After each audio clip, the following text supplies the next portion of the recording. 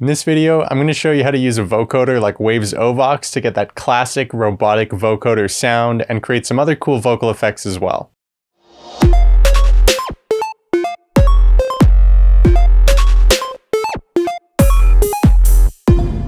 Hello, my name's Charles Hoffman. If you're interested in music production tutorials and gear roundups, consider subscribing to the Black Ghost Audio YouTube channel. A vocoder allows you to reshape the harmonic structure of a sound so that it sounds similar to another sound. The classic talking robot vocoder effect is created by providing a synth with a harmonic structure of vocals.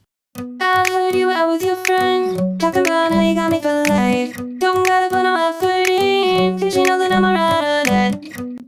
Vocoders require two types of signals to function properly. They need a modulator signal, which is typically a vocal, and they need a carrier signal, which is typically a synth. The modulator signal runs through a series of bandpass filters that split the signal into different frequency ranges. Each band then has its signal level analyzed by a level analysis meter. The carrier signal runs through a different series of bandpass filters, but the level of each of these filters is linked to one of the previously mentioned analysis meters. While the exact harmonic structure of the modulator isn't captured, a general representation of it is. Using more bandpass filters will cause your carrier signal to sound more like the modulator signal. This can result in a synth that sounds like it's talking or singing. Before showing you how to set up a vocoder, I just want to let you know that there are a few affiliate links to products mentioned in this video down below. If you make a purchase after clicking one of these links, Black Ghost Audio will earn a commission, so using these links is a great way to help support the channel.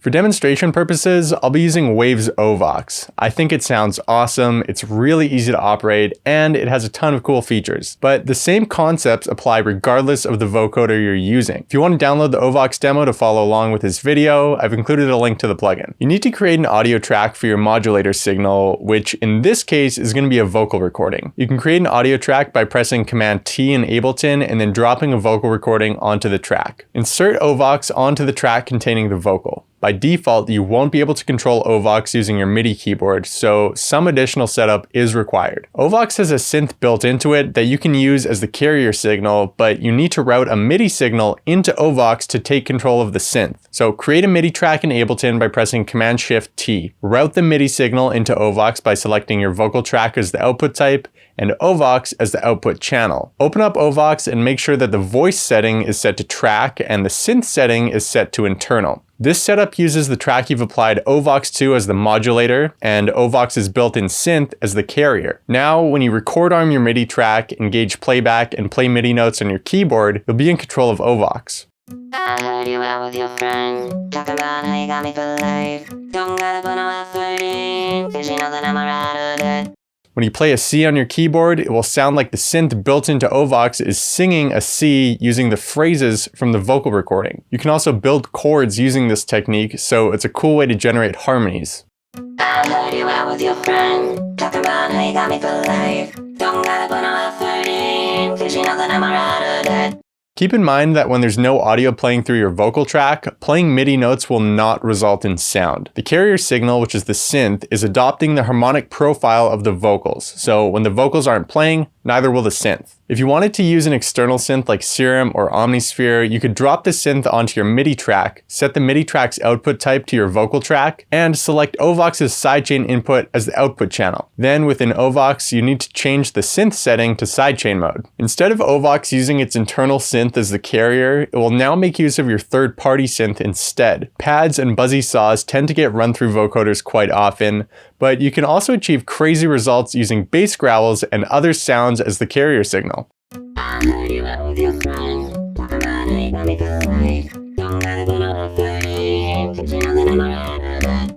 So that's how you set up a vocoder, but OVox contains some additional cool effects. It's actually marketed as a vocoder and vocal effects plugin. You can quantize notes to a particular key using the note mapper, mess with the tuning of the processed sound, the formats, and the gain. You can add a second voice and control the same parameters. Creating a perfect fifth with the two voices can sound really nice. There's also an arpeggiator that will arpeggiate the chords you play in various different ways. Down at the bottom of the interface, you're able to control the blend between the direct signal, the synth, and the process signal produced by OVox. I generally keep the voice and synth knob turned all the way down while keeping the OVox knob turned up, but you might want to try blending them in different ways. The voice section actually lets you apply some interesting processing to the direct signal. You can filter it and quantize the pitch to varying degrees using a natural, hard, or note mode. Natural and hard will quantize the pitch to the nearest note of the key you've selected, hard mode being more aggressive than natural mode, while note mode will repitch the direct signal to match whatever note you're playing on your keyboard. We've also got this handy sibilance knob that can help de-ess or add a bit of sibilance back into the sound produced by OVox. If you click on these two rectangle buttons, an entire effects and modulation section is disclosed, providing you with an EQ, 7 different effects, 4 modulators that can switch between an LFO mode and step sequencer mode, 2 envelopes, and an amplitude, pitch, and format follower. You can apply all these modulators to different parameters by clicking and dragging them to the parameter you'd like to affect. If you toggle back to the default window, you can control the overall level of most modulators and set the dry wet effect balance using these 2 knobs. Finally, there's an output knob that you can use to drive your signal into the built-in limiter. This might be a lot to take in initially, but luckily there's a ton of presets you can use that sound really, really good. They're broken up into different categories, so whether you're looking for vocoding effects, voice effects, or something else, you should have no problem finding what you're looking for. I'll usually find a preset that I think sounds cool and then tweak some of the settings to dial in the results. Keep in mind that you don't necessarily need to use a vocal recording as your modulator signal. If you want to apply OVox to a guitar track or drum track,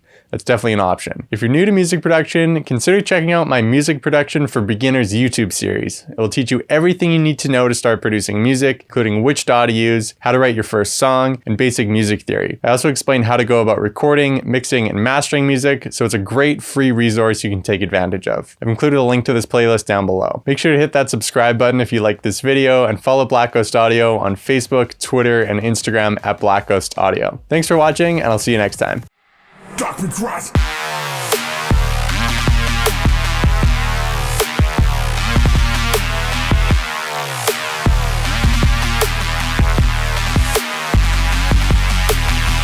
Break.